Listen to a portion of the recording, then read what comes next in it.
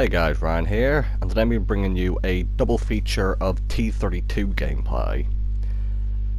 So I bought this tank back because of how much I love it, and these next two games are I think going to show a perfect example of why I love it. What we're going to see here is that these are both going to be tier 10 games, and in this game, our team has 4 tier 8s, and they have no tier 8. They only have tier 9s and tier 10s, and they have an extra tier 10 tank over us.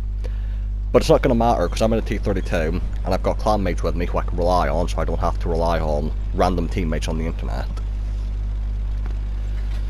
So my biggest threat this game is actually going to be from the 2 artillery. You actually see me here raising my gun and everything. Because it's my first game back in it since buying it back, I was quite happy to be back in it. I was quite excited. So, just raising the gun there. I'm going to go 9-0 line, it's where I always go on this map, if at least some of my team follow me. Because I can get hull down over here, and in a T32, even against tier 10 tanks, I'm quite happy to go hull down. So much so that you're going to see here, even though it's not the most of our team over here, there's not many of us, I'm not going to wait here and shoot from the back, I'm heading straight for that hill in front of us to get hull down. Our medium tank's actually going over there as well, which is nice. Spandex is keeping an eye on the field to make sure no one's coming around. And hopefully, we're hoping that when me and Felix push up to this hill here, that Heavy and TD behind us will support us. So in the T32, you got to do your best to get hull down. Like, that's pretty much all you got to do to play T32 well. Get hull down, you're good. Because as well as turret armor, you also have 400 meters base view range, which is amazing for a tier 8 heavy. So you can use that to your advantage to get lots of assistance and spot people. 257 with its interesting armor coming up, so I've loaded premium. Unfortunately, the way his tank jumped up there, I hit underneath his tank, so that was an auto ricochet. Then as I aim for his pike nose here, he's going to back up just in time to meet his outside plate. Our E4 seems to have some kind of issue with the Panzer 7 on our team. Don't know what happened, but don't really care at the moment so long as the E4 didn't kill him. Now, had one difficult to pen Soviet tier 9 heavy tank, now there's a second one in front of me, the ST1. Very, very well armoured heavy tank at tier 9. That when fully upgraded also has 8 degrees of gun depression, though from the look of his turret here, he's not fully upgraded. So I tried to track him there. And you'll see, because he's hull down and not got the upgraded turret, I actually look at his cupola here and think, can I pen that? And thankfully, I can. Quite surprised I even hit that shot. Unfortunately, I've got the APCR loaded for the ST1 and I end up shooting a TVP here, so that was a bit of a waste. And now coming up here, I'm thinking, do I want to keep the APCR loaded? And I see there's an E75. I mean, there's a machine as well, but I'm actually more worried about the E75 in terms of panning him, because we all know how ridiculously well armoured E75s are. Even though I'm more worried about the penning the E75, I am going to try and get rid of the tier 10 tank first for obvious reasons, in that he's tier 10, and he's got an autoloader, so he's quite dangerous. Get his ammo rack, but don't kill him. And now I'm looking at the E75. I want to pop up, I'm scared the machine will clip me out. So, being a bit careful as I pop over the ridge here.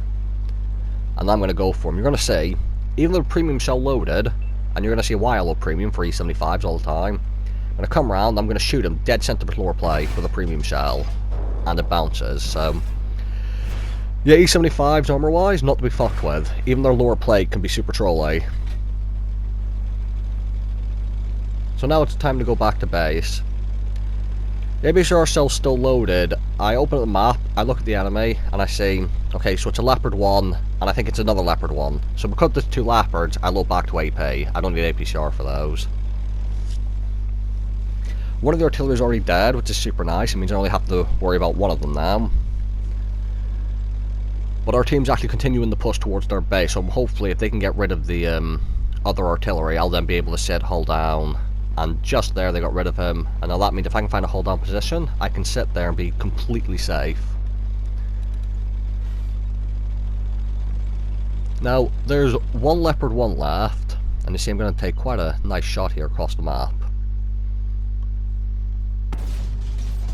We get rid of him, and I'm thinking now I've got 400 meters view range, I might go spotting in the field, and then I look at the team list there and see they still have a Batchat and a TVP. Very good tier 10 medium tanks to spotting. So I've decided I don't want to go out to the field because I don't want to get outspotted and be caught out in the open. Full health Batchat, heading down the line towards our artillery, so that's quite worrying because he actually has enough damage in one clip to actually kill me and still have shots left for the rest of our team. So I'm quite worried about him. Batchat's too fast, and I'm going to try and use this hill to get the angle on the machine as he passes through. I didn't have much of a shot there, unfortunately, so it didn't work. Gonna try and help Spandex as best I can. I was hoping to get the tracking shot there, but it didn't happen. So Batchat's gonna jump back behind the train tracks. And this is going to be quite funny here, because the Batchat is going to try and kill our artillery. I'm just waiting to see if he pops over. He does. And if you keep an eye on the artillery icon there on the screen, you're going to see that when the Batchat jumps over next, and they get one more shot in, keep an eye on the artillery icon on screen. His emblem, should I say. I unfortunately missed that shot. Now look, the Batchat's going for him, just trying to get one last kill. Our artillery's just bounced or absorbed the shell from the Batchat. He then gets hit by one, but the Batchat has to keep running. So then the Batchat goes back over to try and get the arty. The arty's just absorbed or bounced another shell from the Batchat. And now the Batchat's out of ammo. So that Batchat tried to kill our artillery and bounced 2 shells off them, then missed the rest of them. So, and I pick up the kill at the end. So, that was quite a nice, funny little engagement at the end there, where a fully loaded Batchat failed to kill a T32. So, that was quite good. And now this game, despite being tier 10 game, we're in tier 8. The enemies had no tier 8. We as a platoon did our part. She had 3,400 damage, about 600 assistance, only a single kill. And you see, it's only a first class, but I thought a good example of this of what to do when you're not top tier, and how just good the T32 is at dealing in those games where you're not top tier. It's probably the most comfortable tank I've ever played when it comes to fighting +2 tanks.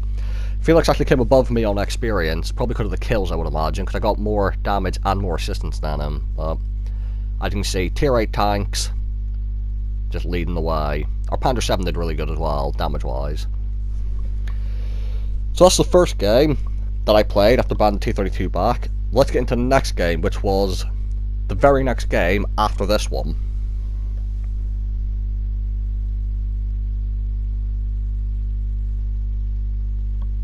So here we are, loading on to Redshire. As I said, they're both tier 10 games. I'm in the T32 again. Felix has changed to his King Dragon, and Spandex is still in his Chinese light tank. So there's only one artillery this game, but it's the autoloader. And when you're in a T32, or if you're in any hull-down tank, the thing you need to look out for is artillery. The whole point of a hull-down tank is you can sit there with your turret out and be safe from regular AP rounds most of the time. So definitely always keep an eye for what artillery is on the enemy team. Now, I'm going to go to the centre where the light tanks go, because 10 degrees of gun depression, and I said before about this thing's view range. It's really good view range, so you can't actually do spotting with this, so I'm going to go to the hill with the light tanks. Most of the team's going to go to the other side of the map, where a lot of the heavy tanks tend to brawl it out. And I'm getting slightly worried as I come over here, because T100 LT Russian tier 10 light tanks quite a pain to deal with, because he's very hard to hit, very small, he's got decent armour, very good gun. I'm just not looking forward to dealing with him. But because I've got the light tanks here with us, I'm going to stay on the side of the map. The Vanguard crashes into me. It's all good, I didn't really do anything bad. I bounced off the side of an E100, so I load the APCR. And because there's only me and these 2 light tanks here, I'm going to stay on this initial hill here and just try and get shots across the map before pushing up the spot. Because if you try and push to the centre ridge and push to spot the enemies on their side, you can actually get shot at from where the E100, the Super Conqueror and all those enemies are. So you kind of need to deal with those first, if you want to get good spots out. I'm not going to be getting much XP for this because it's very long range shooting at people I'm not spotting, but just going to get the shots off. And if you look on the mini-map there, you'll see there's a TD coming over here. That is actually a Waffle E100. One of the most overpowered tanks in the game, and I'm very grateful to have him over here, because there's not many of our tanks over here, and that thing with its autoloader basically counts for 3 tanks or something. All our tanks are getting wrecked.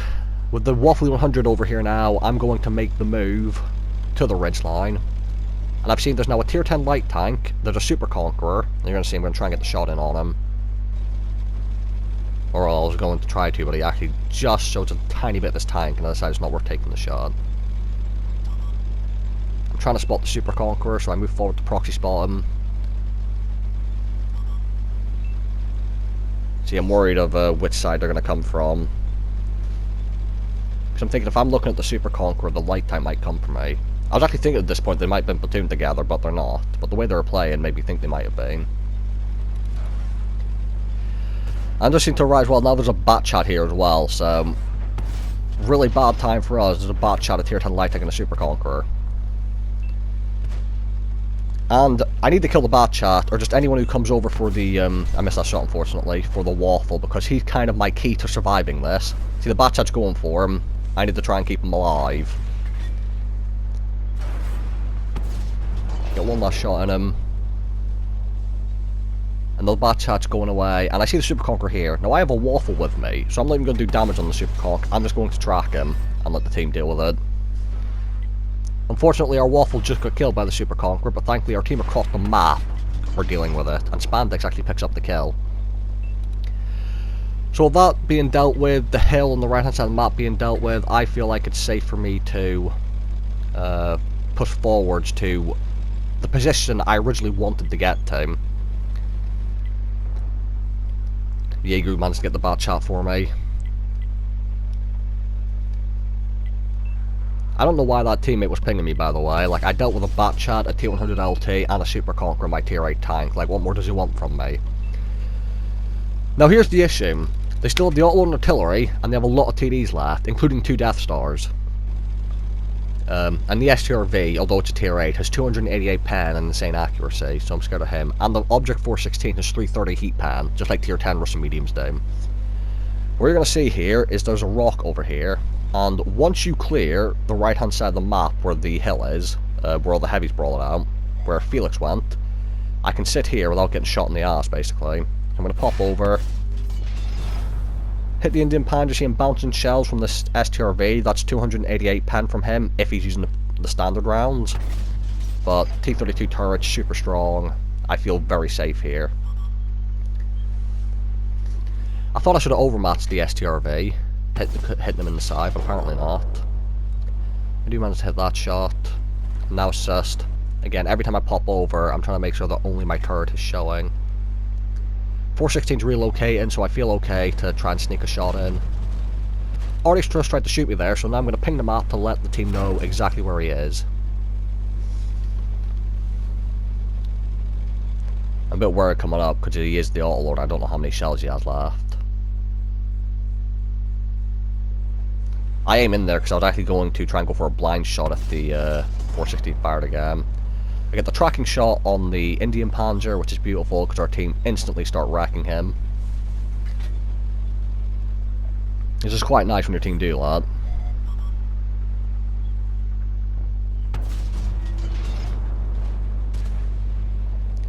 I don't even know why I bothered trying to shoot through that T28 Proto's turret with a standard round. It ain't happening. So I start loading the premium shell and then have to change target to a 416.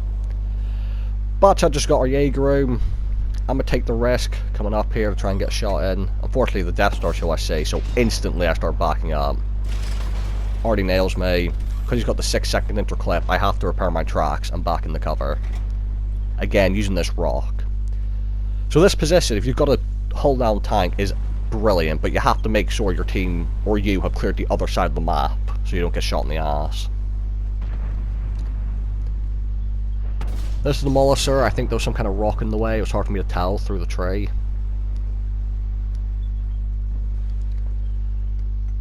I'm aiming in. I might not have been able to hit that shot with an AP round. I think the extra shell velocity of the AP Char still managed to hit him before he reversed in the cover. That's just the Jagdtiger 88, the 416, and the artillery player. Now, I don't want to move forward because I'm scared if the Jagdtiger spots me, the artillery will wreck me.